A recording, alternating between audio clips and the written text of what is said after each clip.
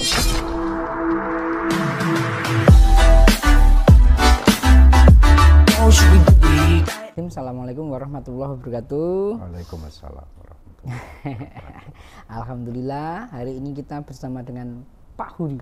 Ya. Pak Huri, hari ini kan Hari Pers Nasional. Ya. Ada ucapan Selamat Hari Pers Nasional. Semoga yang disampaikan oleh para jurnalis ini semakin berkualitas. Jadi harapan kami dengan adanya Hari Pers ini, ulang tahun ini, sebagai forum untuk muhasabah diri, artinya kita ini harus punya rasa memiliki terhadap negara ini, juga terutama terhadap kota Surakarta. Ketika menyampaikan suatu berita itu ya yang membawa kebaikan untuk kota Surakarta. Harapan saya itu. Apa sih makna media untuk seorang Huri? Mas Huri. Senang dipanggil apa sih? Monggo lah. Ada yang manggil Pakai Gus nggak? Pak Huri, ada Gus Huri. Monggo. Jadi saya bebas saja. Jadi media ini menurut saya sangat penting sekali sebagai forum untuk mengedukasi dari keilmuan yang sudah pernah didapat. Misalkan saya pernah belajar ilmu A, ilmu B, ini kita butuh media. Dan ketika kita diserai suatu tanggung jawab amanah, ini kita bisa bekerja sama dengan media terhadap suatu kinerja kita, biar tersampaikan kepada masyarakat.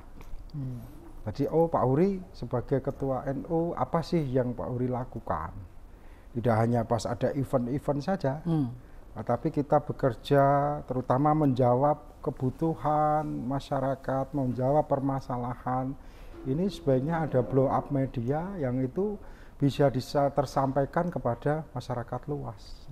Itu harapan kami. Jadi tidak berhenti hanya di status WA seorang tokoh, tapi juga bisa diketahui masyarakat luas. Harapan kami itu. Kalau kita itu bekerja dan hasilnya itu tidak terpublikasikan, berarti hanya untuk diri sendiri ya? Lah, itu hanya untuk diri sendiri dan satu kelompok tertentu.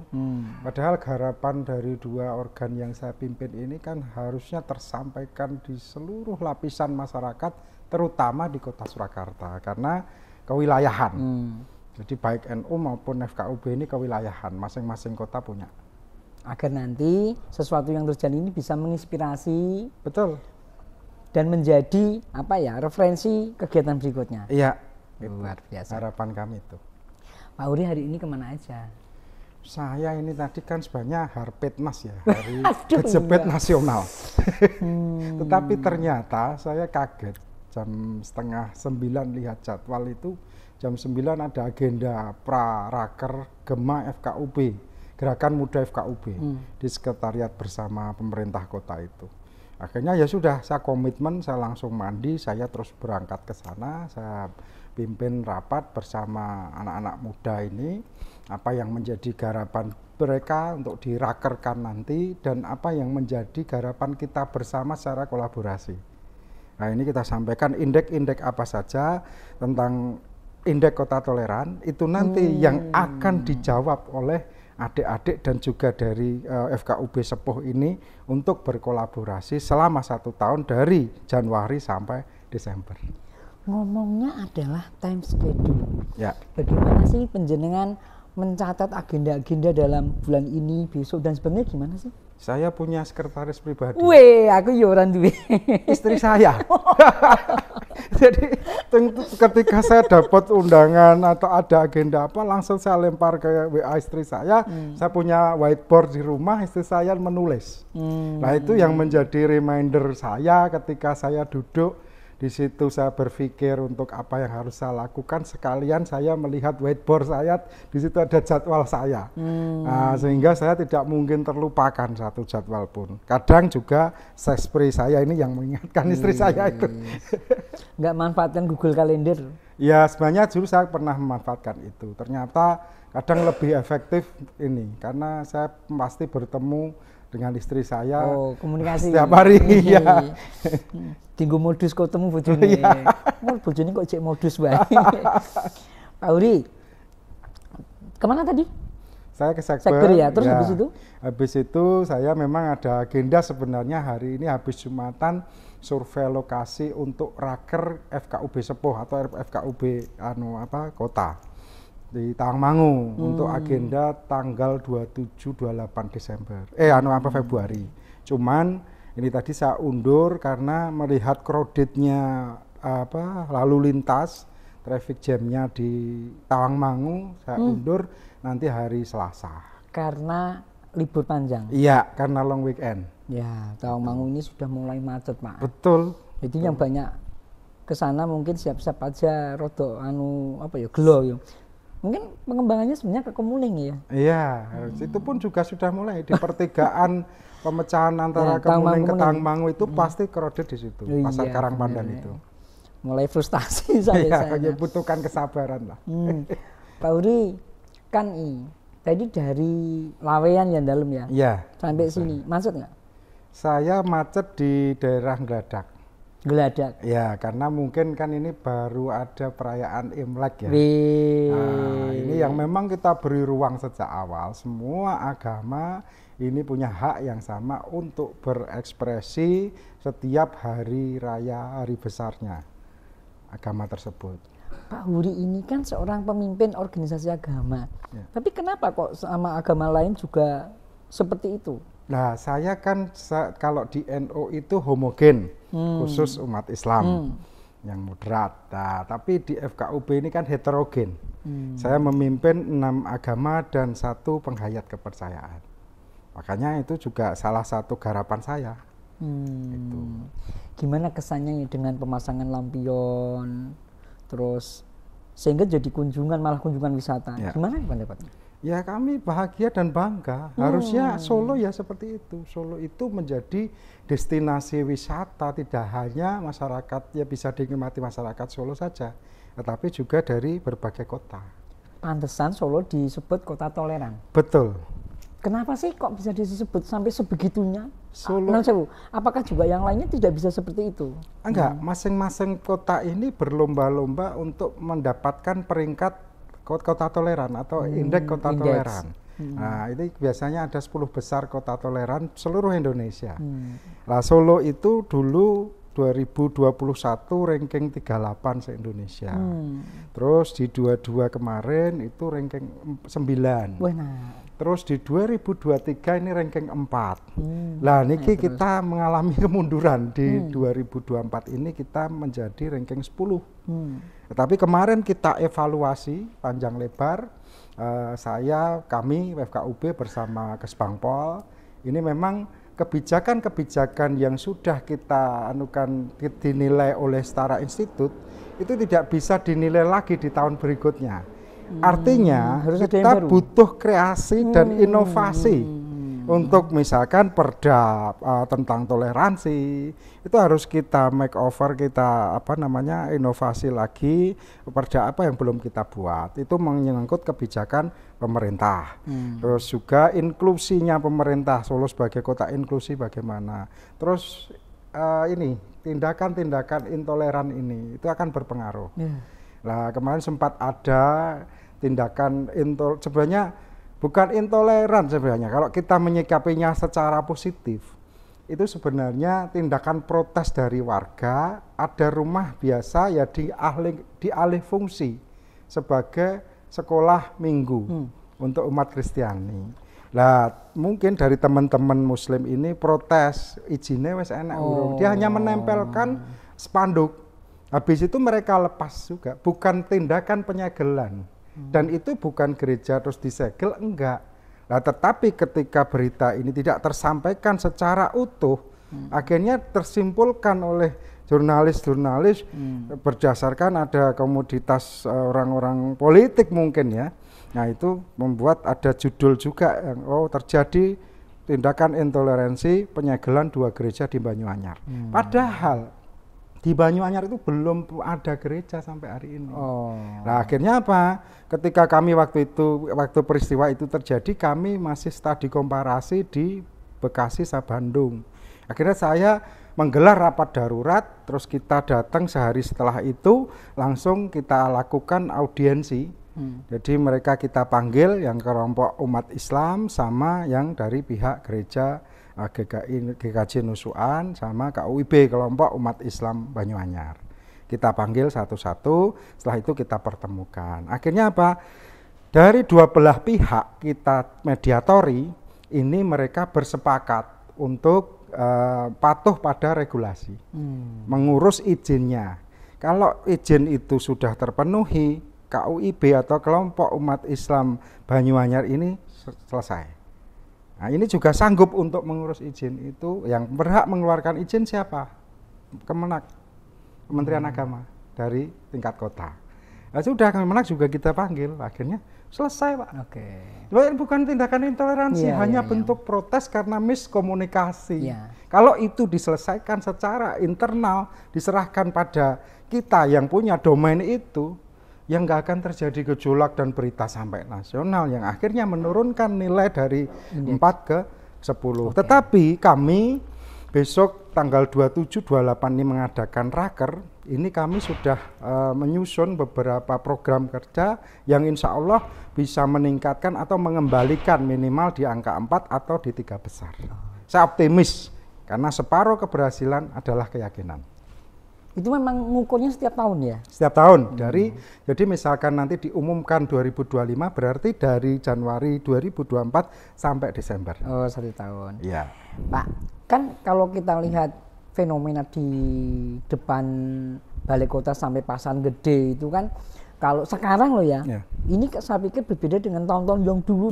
Jadi sekarang kalau pas Imlek lampionnya warna merah. Kalau puasa Idul Fitri sekarang hijau. Kalau pas ada apa yang lain Nataru juga begitu.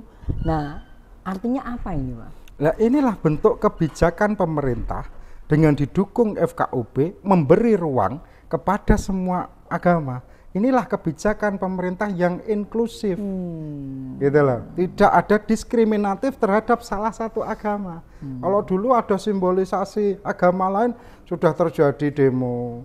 Sebelum saya sama Mas Gibran, nah, ketika saya sudah sama Mas Gibran saling berkomunikasi secara intens, bagaimana sih menggarap kota Solo ini sebagai kota toleran. Nah, itulah terjadinya ruang-ruang terbuka untuk 6 agama dan penghayat kepercayaan diberi ruang seluas-luasnya dan diberi hak yang sama secara proporsional. Jadi itu sebenarnya di depan balai kota itu menjadi simbol ya? Simbol keterbukaan kota Solo terhadap 6 agama. Sampai ada Buddha tidur di situ? Ada. Iya, lengkap. Akhirnya memang semua pemeluk agama sekarang diberi keleluasaan untuk menjalankan ibadahnya masing-masing. Dan di situ malah justru jadi destinasi wisata. Oh iya. Itulah efeknya yang bisa menumbuhkan ekonomi UMKM bisa tergerak. Betul. Itulah hebatnya Mas Gibran sebenarnya. Yang mohon maaf, kalau orang nggak kenal Mas Gibran, taunya ini karbitan, macam-macam. Saya kenal betul dari awal sebelum beliau jadi wali kota. Saya tahu pemikiran-pemikiran beliau yang setelah melalui diskusi dengan beberapa stakeholder, beberapa tokoh, beliau itu terbuka betul pikirannya untuk menerima saran. Nah, seperti ini dia langsung berpikir konsepnya bagaimana diskusi. Itulah Mas Gibran yang saya kenal ya sebagai wali kota seperti itu. Dulu kan ada yang protes itu, dan ternyata begitu dikasih tahu, yang protes itu anakmu aja di situ foto-foto. Itulah. Tapi sekarang kan begini, Pak. Ketika dulu ketika orang mau foto lampion kan nunggu Januari Februari. Dan sekarang hampir 1 tahun itu sepanjang waktu bisa ya. Iya, jadi lampion itu tidak hanya milik Imlek, tetapi lampion Ramadan ada, ya kan? Pas ketika hari raya umat Kristiani juga ada lampion. Akhirnya apa? Setahun ini akan terpenuhi oleh lampion-lampion dari berbagai agama. Dan di situ jadi destinasi wisata tadi yang membawa multiplier effect terhadap kota Surakarta. Naik. Hebatnya Mas Gibran itu bersama-sama dengan para tokoh, para diajak bicara, dirangkul semua, diajak didiskusi, diajak dirangkul semua untuk membangun baik itu infrastruktur building maupun karakter building masyarakat Kota Surakarta. Pak Martono kemarin juga sudah menegaskan, ini Imlek memang tahun barunya orang Cina, tetapi masyarakat umum beda agama kalau mau masuk jadi panitia boleh. Boleh. Itu ya. Itu juga sahabat saya, Pak Martono itu. Jadi kami sering diskusi. Jadi kami juga saya terutama sebagai ketua FKUB ketika dulu awal-awal mau dilakukan di Jensut itu untuk perayaan berbagai agama setiap hari rayanya, itu juga komunikasi dengan kami dan kami membackup full saya dan Mas Gibran. Kayak begitu. Dengan adanya sekarang 6 agama ini bisa boleh untuk mengekspresikan itu, ternyata perekonomian masyarakat juga menggeliat, growth ekonomi terjadi. Nah sekarang kalau Solo mungkin pertumbuhan ekonominya lebih dari kota-kota lain, ya karena kreasinya Mas Gibran menggandeng semua pihak, membuat Solo ini menjadi kota terbuka bagi semua agama. Inilah kemoderatan Mas Wali itu seperti itu yang saya kenal. Makanya kalau bicara di medsos saya sering ngerti Mas Wali dia elek-elek seperti itu, dia nggak kenal dengan Mas Wali. Saya kenal dari sebelum Mas Wali jadi wali kota sampai Mas Wali hari ini selalu berdiskusi dengan kami. Kalau orang elek-elek itu kan yang 3 kan udah kita sendiri. Makanya itu, dia kan hanya tahu judulnya saja, tetapi tidak tahu intisarinya, tidak kenal yang sebenarnya. Itulah, artinya dia menyimpulkan baik yang tervisual itu pun tidak fair ketika dia tidak mencari data pembanding. Lokanan Tatat. Ya. Sudah pernah ke sana yang baru? Saya pernah ke sana. Apa pendapatnya? Luar biasa. Saya kemarin pulang dari nganter istri saya pengajian di mana daerah UMS itu. Saya lewat situ jam 1:30 malam. Itu mobil masih berjajar, motor-motor banyak sekali. Artinya itu ada satu ruang atau forum untuk berinteraksi kaum-kaum muda di situ. Tempat yang baru. Dulu orang masuk Lokanan aja takut, angker, demit. Iya, selain demit hewan-hewan liar deh, ulo ting lecek. Lah sekarang jadi tempat yang bersih, bahkan itu sampai 1:30 masih ramai. Karena di situ ada tempat kulinerannya ya. Itu kopi. Anak-anak muda kan seneng ngopi, diskusi, produktif. Ngopi itu kan ngolah pikir. Nek sana orang ngopi dan. Lah, kita harus ngopi. Para kiai itu juga ngopi, ngolah pikir. Oke. Tapi ngomong-ngomong gini, Tat, ngopi. Emangnya kalau misalnya ngopi itu pikirannya gitu lebih jalan gitu? Iya. Biasanya kalau para kiai itu ngopi sambil ngerokok. Nah, itu memunculkan inspirasi. Jadi ide-ide baru yang inovatif itu biasanya di situ. Makanya dipikir karo ngopi. Nah, itu biasanya begitu. Identik kalau misalnya kita mikir itu identik dengan ngopi dan kulineran ya. Iya. Kulineran mana di Solo ini yang paling disuka? Wah, macam-macam. Mana? Satu, ayo sebut. Wedangan, misalkan gareng. Oh, gareng. Ya, itu. Terus saya tuh memang penggemar nasi liwet. Nasi liwet. Ya. Yang paling favorit mana? Saya biasanya di daerah Galabu itu saya juga nyoba. Galabu. Terus di Kota Barat. Kota Barat. Terus sama cabuk rambak. Nah, itu makanan yang tidak ada di kota lain. Solo itu kota kuliner karena multiple khas makanan ini tadi yang mungkin perlu disosialisasikan atau dipromosikan ke kota-kota yang lain, masyarakat kota yang lain biar mereka tertarik ke Solo itu apa yang harus dicicipi. Gitu. Makanya Solo jadi surganya kuliner. Surganya kuliner dan tidak pernah mati. Ya, jadi jam 2 itu jenengan lapar golek apa wedangan masih buka. Bahkan baru ada yang buka. Iya, baru buka ada ya. Di Margoyudan itu. Oh ya, itu. Sama di sini. Gudeg Ceker itu. Ya, Gudeg Ceker sama di stasiun Jebres itu sama mana? Itu juga kan bukanya juga malam. Malam, iya. Wong wis dicepake ke semua kabeh. Urung jam 1 urung dituli. Itulah Solo itu menjadi kota plesiran dalam tanda kutip positif. Positif. Ya, jadi dari dulu sempat Solo ini mengalami down ini ya, sempat tidur. itu pas waktu habis kerusuhan 98 pas 99. Makanya kita harus belajar dari situ. Artinya, mari kita jaga Solo ini. Solo ini sudah baik, tinggal kita maintenance Solo ini, semua aset-asetnya, semua pusat-pusat untuk kunjungan wisata ini kita rawat bersama. Nah inilah bagusnya di situ. Jangan sampai terjadi konflik lagi yang kontraproduktif, harus membangun infrastrukturnya, harus membangun lagi karakter masyarakatnya. Ini karakter masyarakat Kota Solo sudah mapan.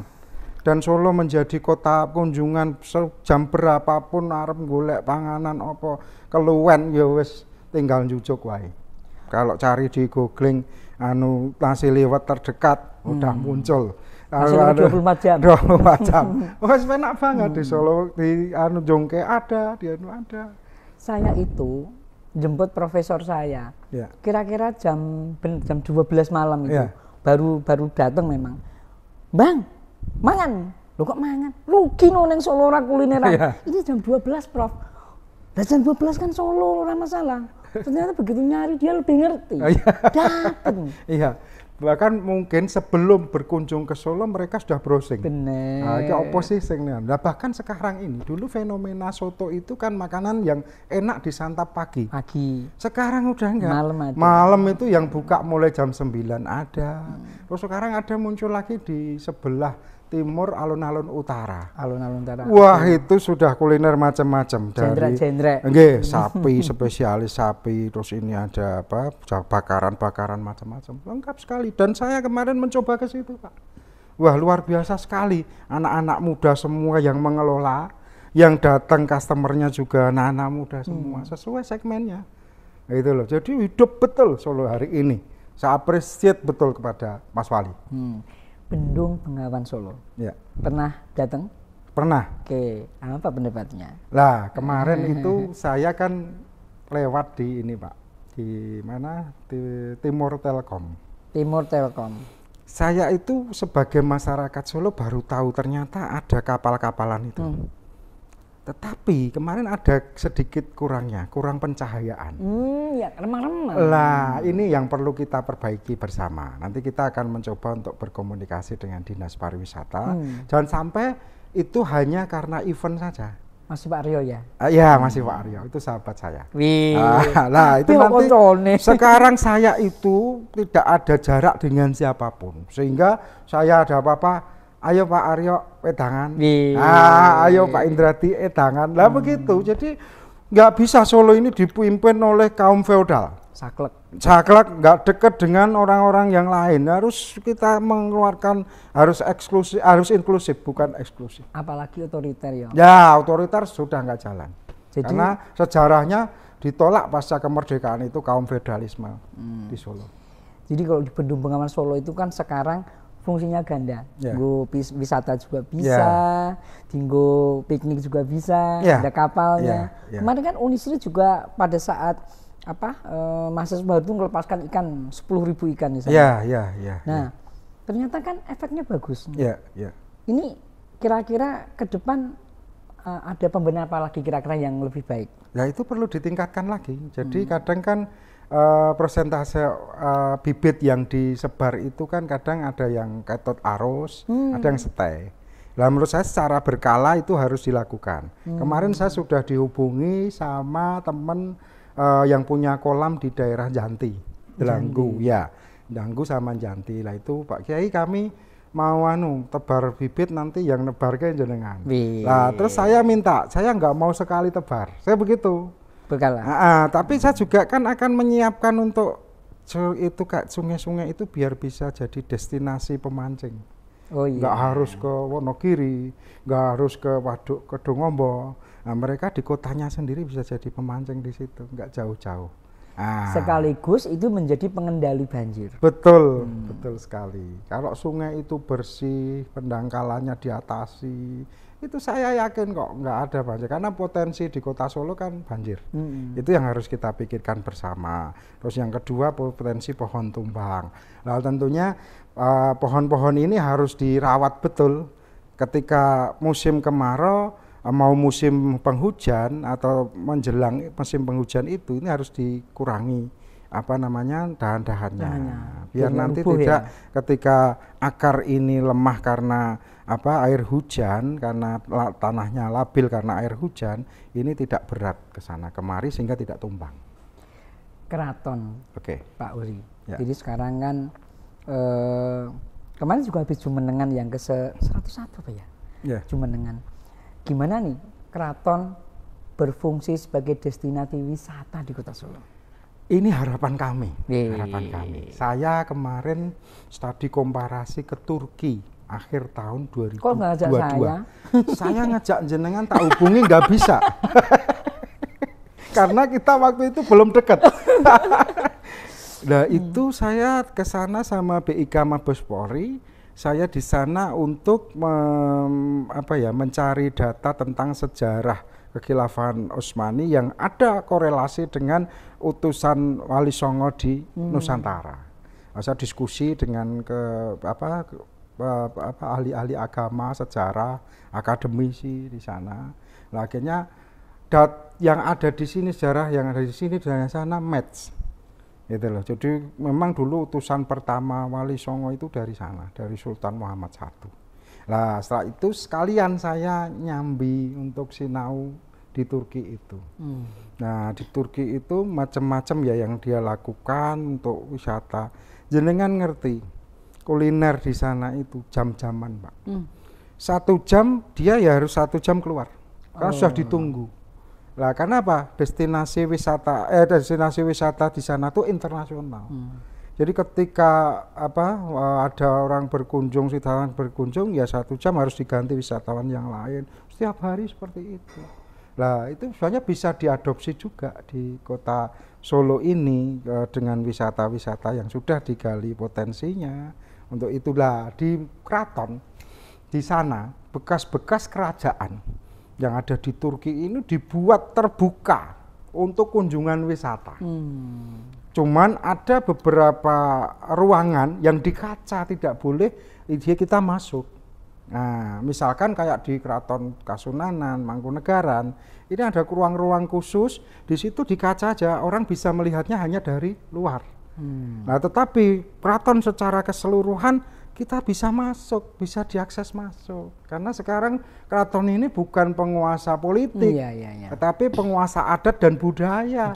Ya kita harus terbuka kepada masyarakat. Ini loh keraton, hanya tempat-tempat yang sakral, itu kita tidak bisa masuk, tetapi bisa melihat dari luar.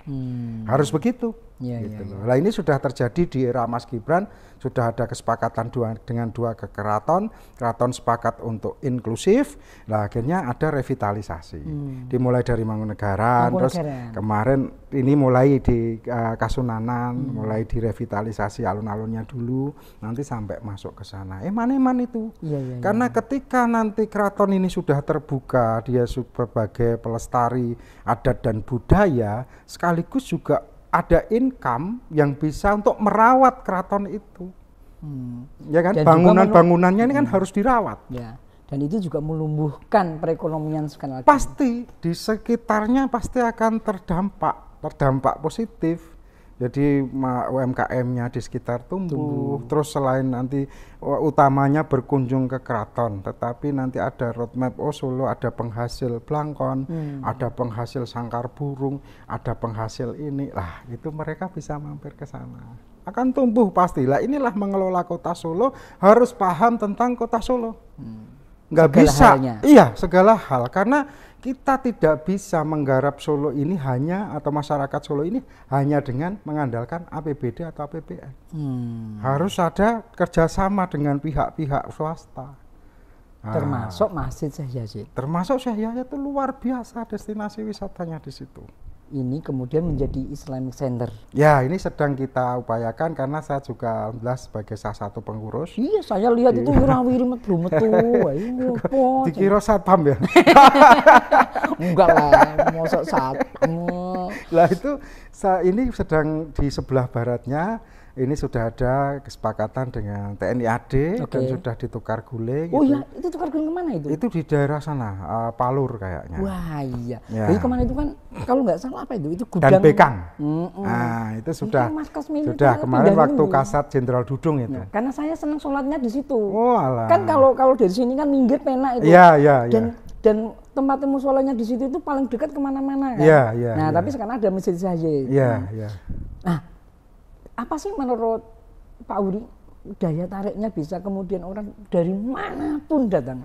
Begini, jadi masjid itu mungkin kalau bagi yang belum pernah ke Mekah, ke Madinah itu kan masih asing bangunan itu. Bangunan itu masalahnya adopsi dari yang ada di sana, yang ada di UEA sana. Nah itu bangunan Arab kan seperti itu yang masih belum familiar lah dengan masyarakat kita. Nah, makanya bagi yang belum pernah ke Mekah, ke Madinah mungkin tertarik, wah ini masjid yang luar biasa. Mungkin bagi yang pernah ke Madinah ya tombol kangen lah. Ketika dia wah aku rung anggaran, nah sekarang ke Masjid Zayed. Ya alhamdulillah Masjid Zayed itu menurut saya bangunan yang sangat bagus dan saya dulu termasuk sing pengukur kiblat di situ. Jadi saya Pak Kepala Kanwil Kemenak yang sekarang Kanwil Kemenak Pak Mustain Ahmad sama Pak Kiai Sobari Ketua Muhammadiyah. Itu jadi kami bertiga yang mengukur kiblat di situ sebelum ada bangunan apapun. Alhamdulillah saya sekarang masuk salah satu takmir di masjid itu, jadi ikut mengelola, termasuk infak-infaknya ini juga ada dibagikan ke masyarakat sekitar. Jadi misalkan Ramadan ya, Ramadan itu ada buka takjil. Nah, takjil ini tidak hanya takjilnya hanya di masjid itu, tapi misalkan 5.000, yang 3.000 atau 2.000 kita bagikan di masjid sekitar. Oh gitu. Seperti itu. Jadi membawa betul manfaat masjid itu selain menggerakkan ekonomi di sekitarnya ini tadi. Parkir. Iya parkir. Ya kan, terus ini UMKM.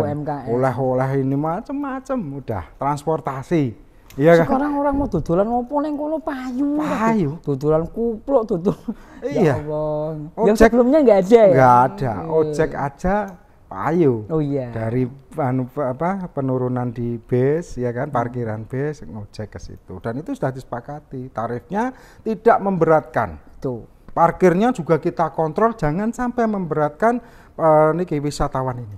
Saya pernah mau parkir di situ. Nah, kalau ini diarahkan sama orang kampung itu masuk gitu loh. Ya nggak jauh sebenarnya. Cuman begitu kita membayar itu cuma 5.000. Iya. Loh, kenapa cuma 5.000? Kan biasanya sampai mahal lagi. Nggak berani Pak, biar orang nyaman ke sini. Ini benar loh cerita saya. Iya.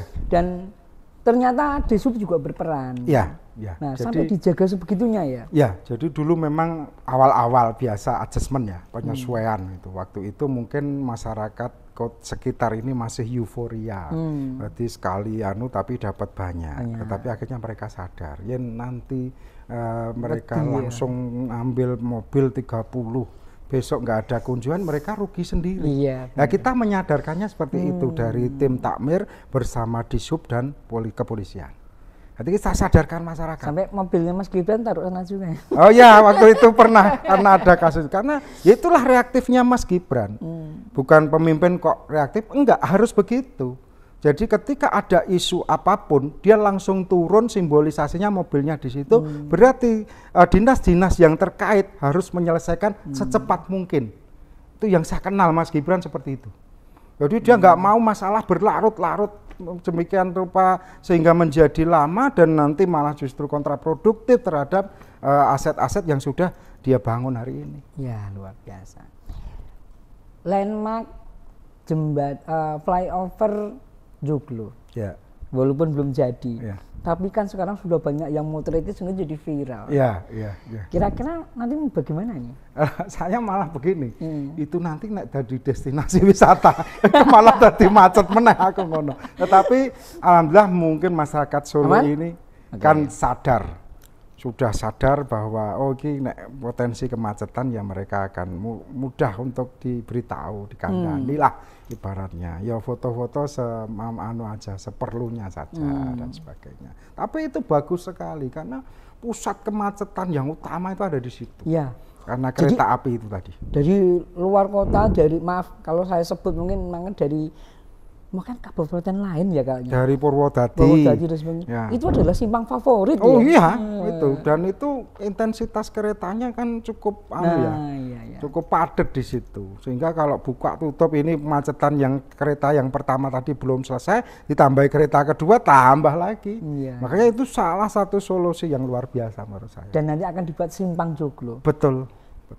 Ini ada pikiran, kira-kira nek dijenengi simpang Slamet Riyadi setuju enggak? Slamet Riyadi kan pahlawan nasional dari Solo dan jiwanya itu luas gitu loh. Iya, saya sepakat saja. Nah, jadi nanti biasanya melalui kajian-kajian ya dari akademisi, tokoh masyarakat, tokoh agama.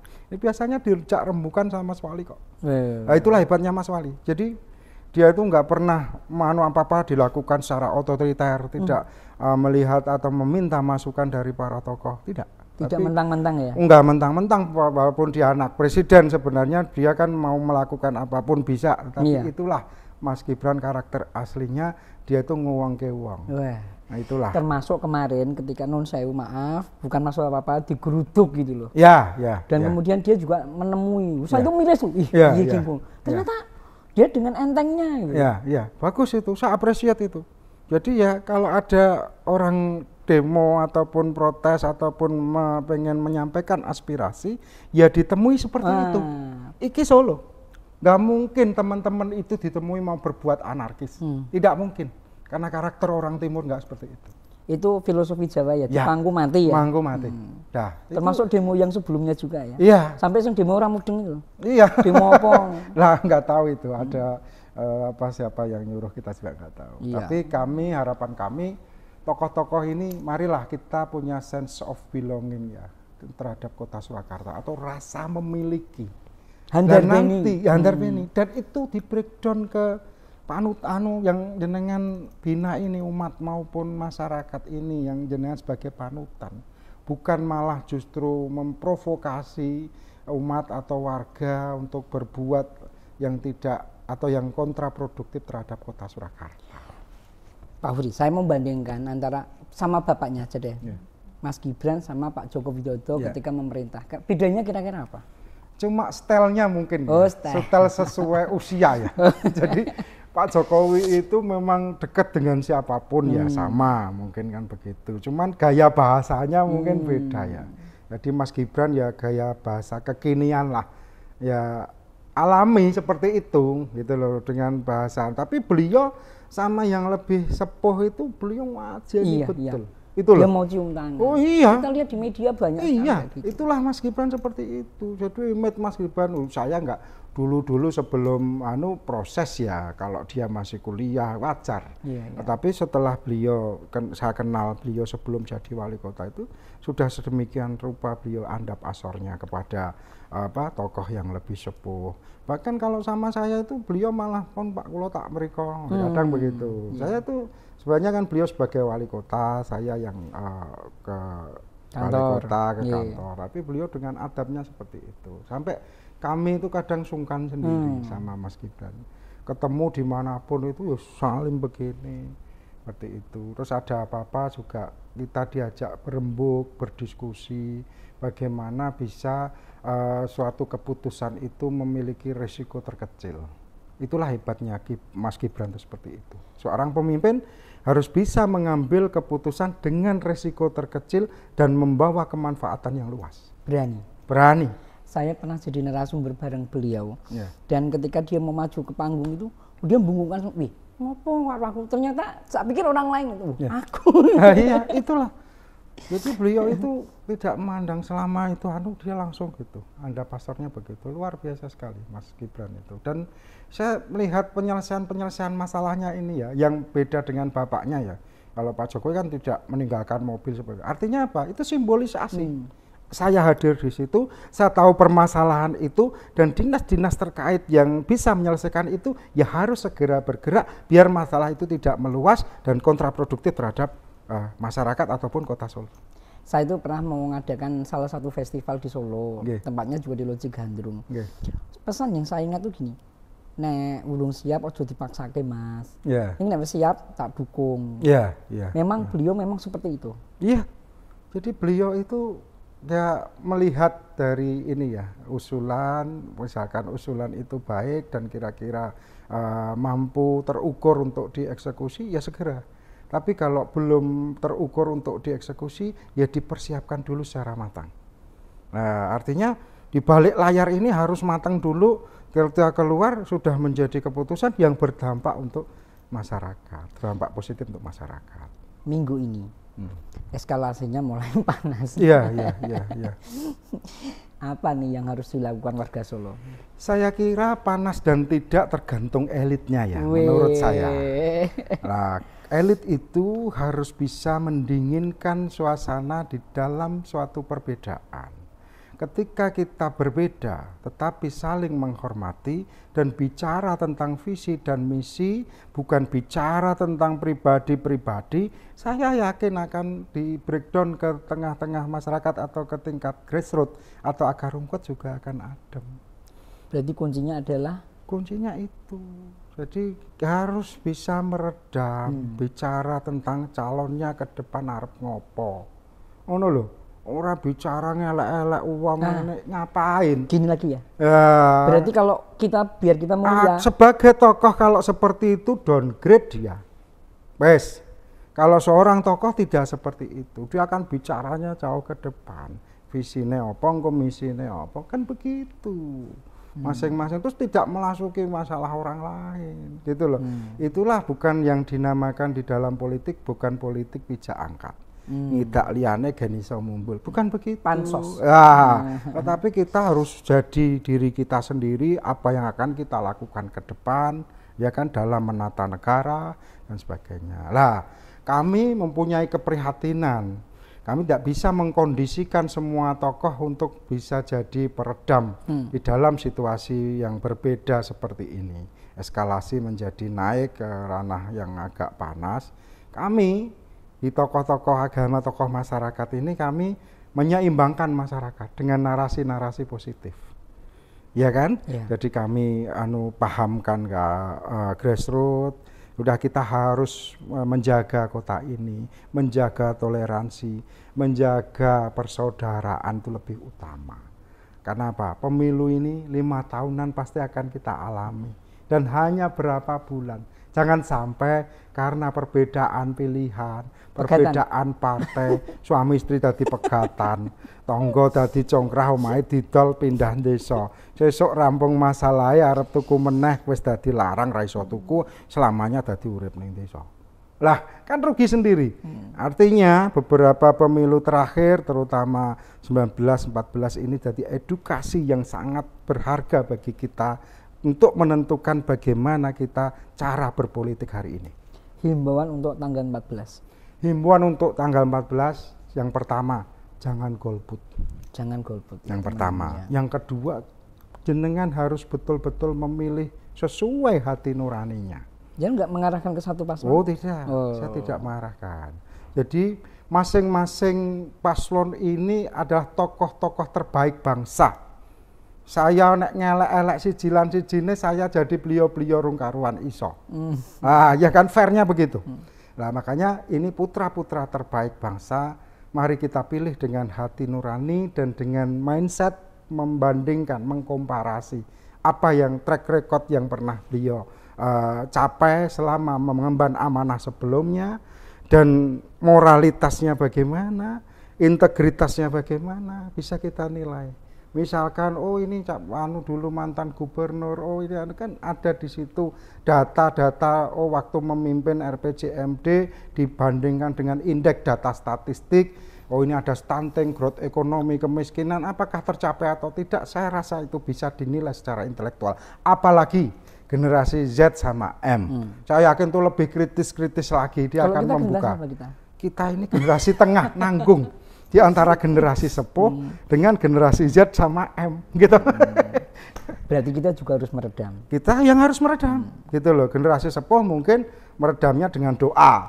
Nah, kita harus dengan aksi dalam arti memberikan pemahaman yang positif bahwa kita ini hakikatnya adalah bersaudara, walaupun berbeda etnis, berbeda agama, berbeda pilihan meneh.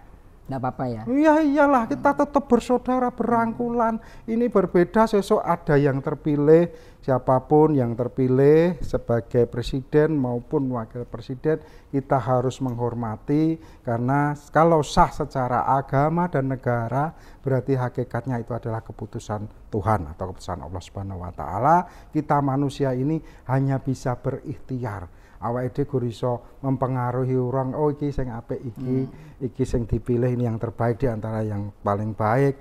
Nah itu yang kita pilih. Tetapi nek Gusti Allah ora menghendaki iki mau ya sing dadi sijine. Makanya kita ini wayang ora iso kita ini menjadi decision maker di dunia ini. Yang bisa menjadi decision maker yang utama itu adalah Allah Subhanahu wa taala. Harlah NU. Ya. Selamat ya kemarin harlah. Matur nuwun. Saya di luar. Iya. Ya Allah. Saya mencari-cari jenengan. Iya, aku duwe Pak Bambang ki apa karena cendek ra ketok. Iya. Dia undangan film bukan karena beliau tapi karena aku yang salah persepsi. Iya, jadi salah masuk pintu.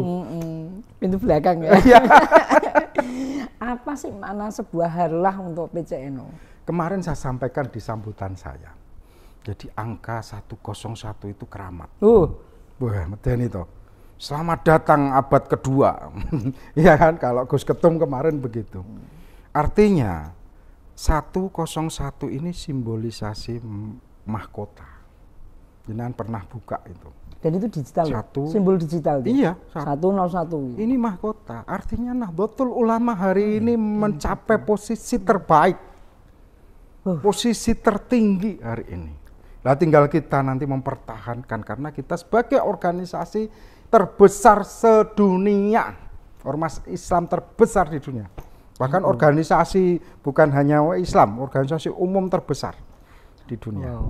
Hebat kan? Nah, cuman di dalamnya memang perlu adanya pembenahan itu wajar. Jadi ketika pemimpin punya style sendiri, yang penting apa? Sustainable. Jangan sampai ketika ganti pemimpin, ganti kebijakan, ini kebijakan sudah bagus malah diganti. Ya sudah bagus, diteruskan, ya kan? Yang sebelum bagus ya diadakan. Itulah namanya kreatif dan inovatif. Kemarin menghadirkan Gus Idam. Sempat ngobrol nggak tentang komentarnya tentang Solo? Begitu? Solo luar biasa. Tidak hanya NU-nya, NU-nya mantap, luar biasa, masyarakatnya Solo juga luar biasa. Dan kemarin alhamdulillah Pak Bambang, kemarin tuh melebihi ekspektasi. Kita waktu press conference tuh saya hanya bicara paling ya sekitar 30.000 lah. Tapi fakta dan realitanya kemarin 50.000 lebih. Ya, sampai saya aja nggak bisa masuk. Nah, jenengan tak golek-golek iku. Pak, penjenengan kontrol nggak di pintu barat itu? Iya. Iya. Saya parkirnya waduh, sak kilo saya mlaku sengkleh loh itu.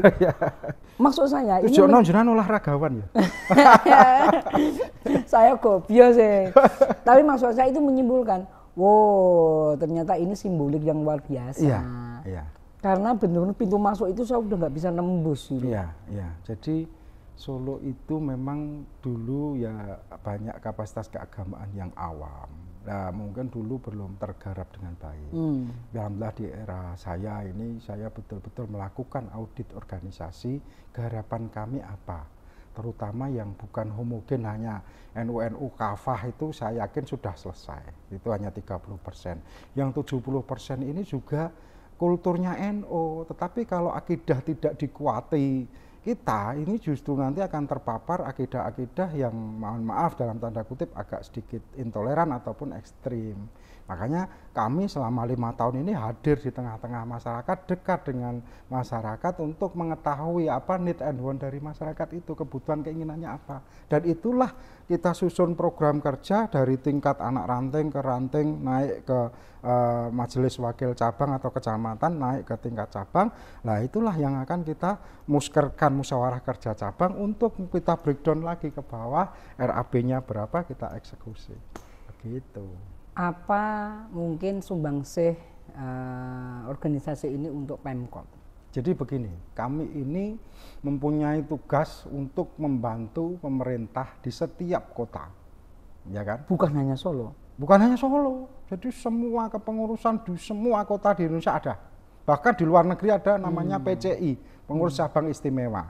Bedanya kalau kami di kota-kota di Indonesia ini 5 tahun periodenya, mereka hanya 2 tahun. Oh. Itulah, itu yang tugasnya itu tadi, kami membantu pemerintah dalam domain infrastruktur building, bangunan fisik. Kita ikut sumbangsih saran, ikut sumbangsih, oh sana yang perlu dibangun sanitasinya, oh sana yang MCK-nya, oh sana ini apa namanya jalannya. Nah ini kami membantu di semua level, dari RT, RW itu anak ranting, terus di apa kelurahan ini ranting. Kami juga ikut musren ini tadi yang dilakukan pemerintah, itu infrastruktur building. Ya, yang kedua kami membantu pemerintah ini dalam domain yang utama ini malahan di dalam karakter building masyarakat.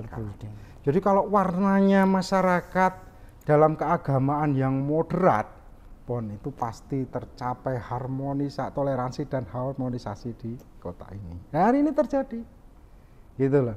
Jadi kita hari ini terjadi. Kemarin penurunan itu karena apa? Ya ada miskomunikasi aja, kan tidak ada punya. Kalau disegel itu, ini ku digembok rumah itu yang dialih fungsi sebagai sekolah minggu itu dan tidak boleh akses masuk atau di polis line.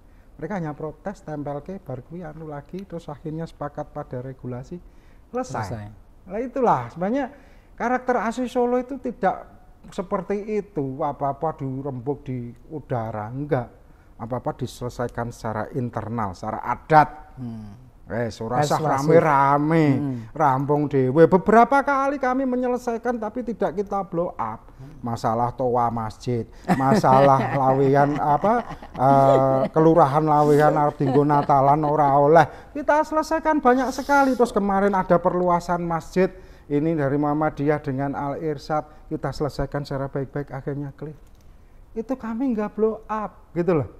Nah maka dari itu banyak sekali pencegahan yang sudah kita lakukan, bukan hanya pengentasan atau terjadi masalah baru kami entaskan. Kalau terjadi, kami sudah ada deteksi dini, dan kepengurusan kami tidak hanya di level NU maupun FKUB, sekarang sudah ada panjang tangan di level-level kelurahan. Dulu kuliahnya apa sih? Kuliahnya sak-sak dulu. Jurusannya apa? Manajemen saya. Dulu aku pas kuliah kira mlebu. Si kuliah manajemen. Jadi ketua BCN. Terus bisa menghubungkan itu semua. Harapannya apa nih terakhir? Harapan kami di Harlah NU ini. Harlah ini kami memang sama tadi ketika pers menjadi forum atau momentum untuk kita bermuhasabah diri atau introspeksi diri. Apa yang sudah kita lakukan, apa yang sedang kita lakukan, dan apa yang akan kita lakukan untuk kemaslahatan umat. Ini karena apa? Kita ini irisan-irisan yang intoleran ini masih perlu kita sadarkan. Mereka saudara kita juga. Artinya harus kita warnai dengan Islam yang wasatiyah atau moderat. Biar mereka on the track. Kita yang ada di wilayah tengah ini harus menjadi pohon yang rindang untuk ditinggali. Makanya mereka, rekan-rekan kita ini kita rangkul, kita sadarkan, ayo kembali ke tengah. Bahwa inilah konsep terbaik kita dalam menganut agama Islam yang benar di Indonesia. Luar biasa teman-teman.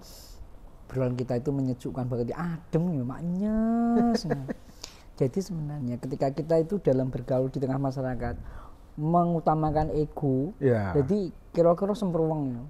Utaknya panas, satine bunek itu, sehingga dalam memutuskan masalah mungkin susah. Iya, betul. Nah, tetapi kalau kita mungkin atine yo tentrem, utake adem, menyelesaikan masalah semuanya mesti lancar. Intinya pertama itu bukan ketenangan secara fisik ya, tetapi secara batin. Batin dulu kita tenang. Caranya bagaimana? Kita harus dekat sama pencipta kita. Tidak hanya ibadah yang menggugurkan kewajiban saja, tapi kita harus lebih intens dekat sama Allah. Bisa sepertiga malam, bisa puasa Senin Kamis, bisa kita riyadhah Kholwat kemana, ziarah kemana. Ini yang bisa menenangkan batin. Hakikatnya semua manusia ini cerdas. Cuman karena masalah numpuk sehingga batin kita tidak tenang, tidak mampu menskala prioritas apa yang harus kita selesaikan dulu. Lah inilah akhirnya kita jadi tidak cerdas.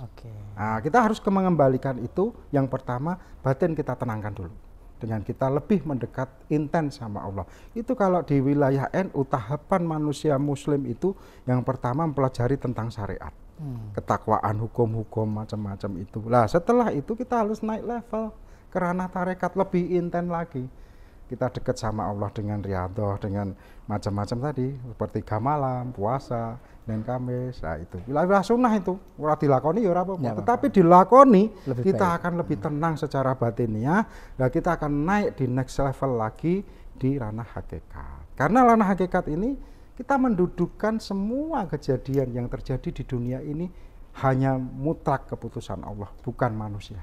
Mutlak keputusan Allah, kita mau menjalani. Terima kasih Pak Hudi, semoga obrolan kita bermanfaat. Amin. Assalamualaikum warahmatullahi wabarakatuh. Waalaikumsalam warahmatullahi wabarakatuh.